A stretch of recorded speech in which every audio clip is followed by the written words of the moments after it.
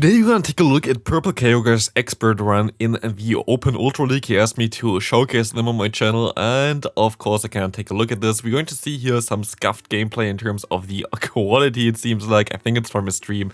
It's always a little bit tricky to pull videos from the stream there. As we see Shadow Emperors against you in the lead, we see a very legendary based team here with the XL version of Deoxys and the Cobalion here.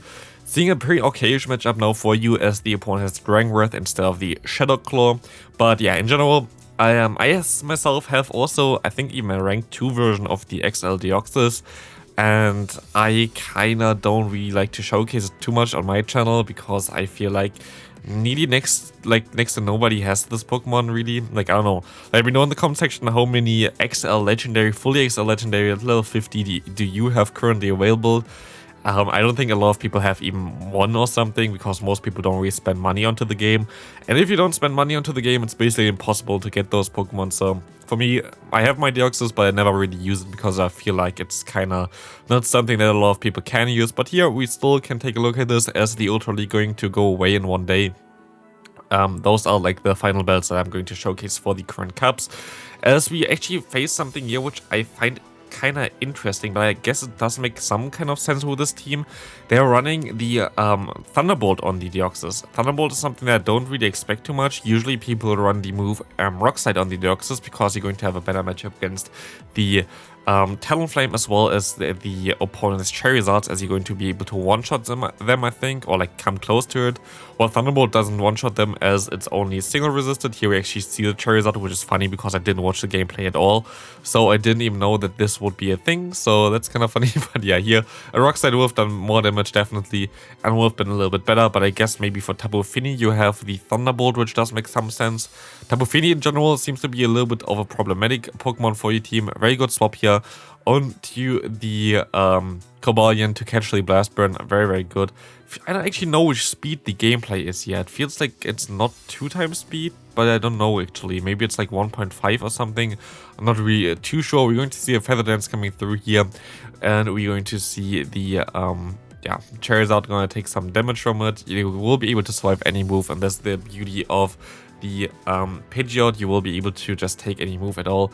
But actually also interesting that the opponent just doesn't shield at all there. Like there's still a shield left. I don't know what's going on there, but very good first game here. Very nice catch there as well. As we can go into the next one, this is their veteran rank directly, like veteran run. We see a Swampert in the lead. This looks like a pretty good lead for your team in general. Your Pokemon in the back, the Pidgeot, has a pretty occasional matchup against it, but your lead is most likely the best one to it. You shield immediately, it's going to be an Earthquake. Good shield then. It's a little bit tricky to always use a shield immediately. We see a Cobalion coming in against the opponent's Drapion. This is very good for you because now you can align the Cobalion against the Drapion and you don't have to use the Cobalion against the Swampert anymore. Could also be a bait from the opponent though, that they have something in the back that might be weak usually against Cobalion. They just want to get it out. The opponent throwing a Crunch here basically means that they're running Crunch and Sludge Bomb, which is both resisted from your Pokemon here, so you're basically the hardest wall possible. You're recognizing this one and try to get more energy.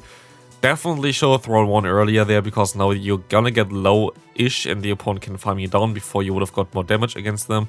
You're gonna go for a 0 bubble play here with the Sacred Sword, which is interesting because they're going to swap out into a Ninetales. You can still go for one Stone Edge, which is nice. And now it really depends on what you want to do. Yeah, I think I would actually stay in here and let them farm me down. You're not going to do that, but you can go for one Thunderbolt, I guess. What I would have done there is mostly just stay in, let them farm me down, and go for one move here with my Deoxys. But again, like you can also just do it like this. You can get a shield here anyway. I don't think they're going to no-shield it. Never mind, they're actually going to no-shield for whatever reason. This is basically already winning you the game, I think, because I don't know really what the opponent wants to do here. Like, most likely going to go into the Swampert again, but you will be able to clear your debuffs later on. You can just go straight Psycho Boost. You can keep some more moves alive if you want to, but straight Psycho Boost is the way to go. You can even keep your shields around for the Pidgeot later on. You can just get some damage on them. You can clear the debuffs.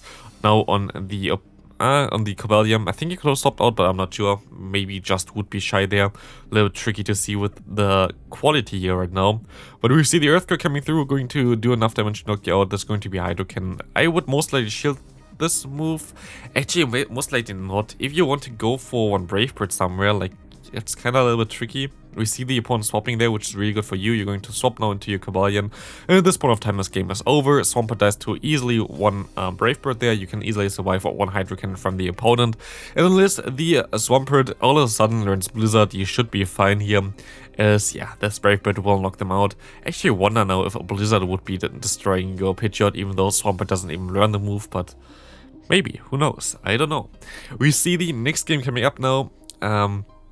I think it's only one set, but I'm not 100% sure because it's like 12 minutes something, which is like usually I showcase more than one set because it shows more of the battles, but for the Ultra League, usually the battles take way longer, so I usually have like, on my videos at least around 7 to 8 games in there. I think here it's only 5, but we will see anyway. We see at least a very good bait there from you. You can shield this move up, trying to get another shield from the opponent going for the Stone Edge laydown, but the opponent going to bait you as well. Very risky by the opponent here. This might be actually the Blast Burn, and most likely going to be the Blast Burn. It is the Blast Burn. So you already wasted both of your shields here basically now. I mean, not wasted, but like got rid of them. You will be able to go for one Stone Edge immediately, knocking out the opponent. Very good call there. Not going for the bait this time around, and you can now align your Pidgeot against the Kovac Regas, which is the most important thing that you have to do here, because of course your Deoxys defense will not enjoy the matchup against the Ghost Boy. As we see the Stone Edge coming through here again, you will be able to of course win CMP against this Mummy, as we see the Stone Edge still going to do some pretty decent damage, putting the opponent to the red half. And here's the cool thing about Pidgeot. You will hopefully able to get to farm them all the way down now, or like get in general some farm. And now whatever they want to put in like against you now, they're going to have to face the Feather Dance, which is going to debuff them permanently nearly. And we see the Tapu Fini coming in. You can go for the Feather Dance, exactly what you're going to do here, exactly what you should do here. This will allow you to tank those hits way easier. You can swap out now immediately into your Deoxys, a very good play there, as you can go for one Thunderbolt. This will not knock them out, I think, or maybe does it already? I don't know. It's definitely coming close, but yeah, for this matchup alone, I guess you want to have the move Thunderbolt, but I don't think it actually knocks them out, right? I think like Thunderbolt does like around 50. I don't know the matchup at all. I don't really see this matchup ever, but yeah, exactly, it does around 50. I can always basically calculate how much a charge move most likely going to do based on the fast move damage I see. It's kind of something that you get after like 20,000 battles. So we will see the Kovac Regas coming in here. Gonna get Psycho boosted, and this will get the final shield most likely.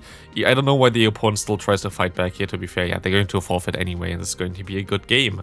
Next game, we're going to go in here. We're going to see the Tapu Fini against you. This is okay-ish. Again, you have Thunderbolt for exactly this reason. I would expect that the opponent doesn't shield against you because they expect you have in the Rock Slide here instead, but we will see if this is going to be the case or not. As we see the Thunderbolt going to get no shield exactly as expected, and we see a Cobalion. No, it's actually like, I want to say Cobalion again, a Skuntank coming in here. I thought it would be the Drapion again, but Skuntank is also fine for you. You can shield up the potential Flamethrower here, which is going to hurt you a lot if you wouldn't shield it. And definitely the most amount of damage that they would do. I don't like the fast move timing here because you basically gave the opponent one free turn there, or like run free fast move. I would have just went for one and then throw, but that's just me. Like, it's always something I have in my mind to give the opponent the least amount of turns there, which wasn't the case there, but it's still fine. It's not something super important there anyway. We see the next move coming through here, going to be a Moonblast, going to do not enough damage to knock you out. You can go for Stone Edge, which would put them into red health, I would say. That doesn't quite knock them out, I think, but we will, I mean, maybe now it actually knocks them out after some more fast moves. Yeah, this definitely knocks them out, but they're going to get to the move in time. Actually, I thought maybe it was worth it shielding here, but it's tricky. Like, either or, basically. We will see the... You could just go for Psycho Boost, to be fair. You're gonna go for the Psycho Boost. And you can just swap out... If you knock this thing out, it doesn't really matter what they have in the back anyway. You're going to knock this out, and you're going to have a Pidgeot now. And here's the beauty again of Pidgeot. Pidgeot will be able to debuff the opponent. And this is why, like, it's the most important thing if you have Pidgeot in the back to try to get rid of the first two Pokemon, because afterwards, the opponent basically lost already.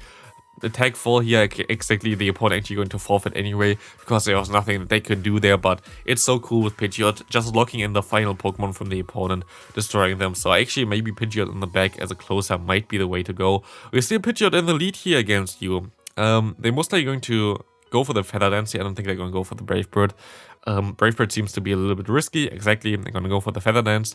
You will be able to go for one Thunderbolt here. This will do around 40% after the debuff, I would say. Yeah, around this. It's kind of funny, like just calculating on the go. I never really used my Deoxys. I built my Deoxys because I thought, oh, I can really XL abuse the thing now, but like it wasn't really worth it ever. We see a...